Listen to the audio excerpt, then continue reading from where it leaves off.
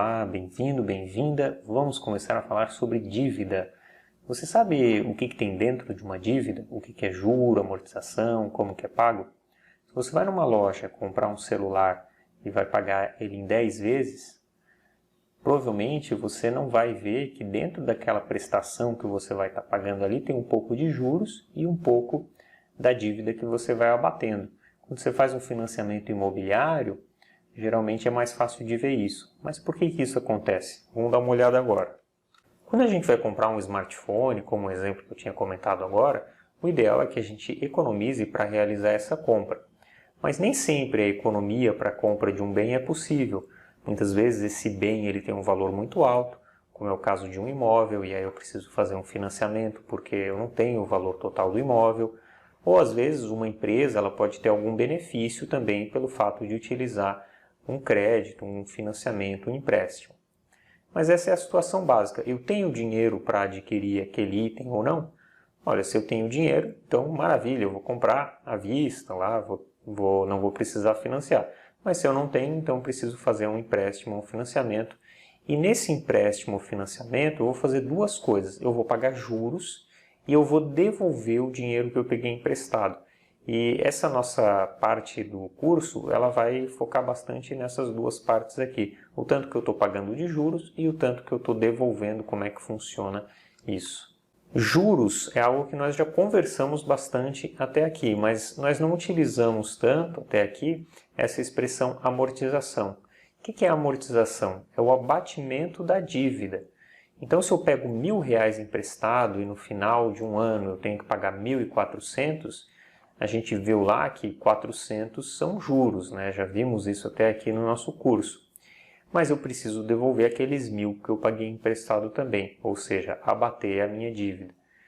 Então, quando a gente pensa em sistemas de amortização, que é o assunto dessa parte do nosso curso, a gente vai ver que existem alguns sistemas que variam de acordo com a forma como é feito esse abatimento da dívida.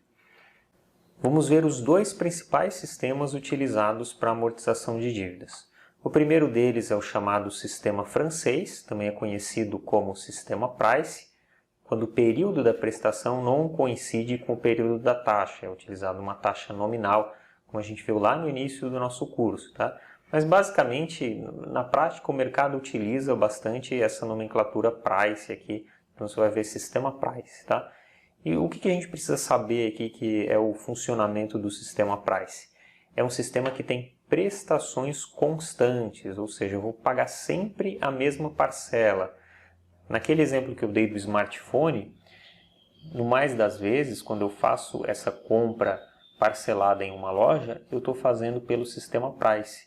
Então, geralmente, ele é utilizado no comércio. Por que ele é utilizado no comércio? Porque é mais fácil, né? Eu sei quanto que eu vou pagar de prestação e é a mesma prestação ao longo dos meses.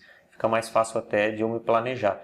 Inclusive um artifício que muitos comerciantes usam é aquela ideia de oferecer uma prestação que cabe no seu bolso, né? Uma prestação que eu consigo pagar.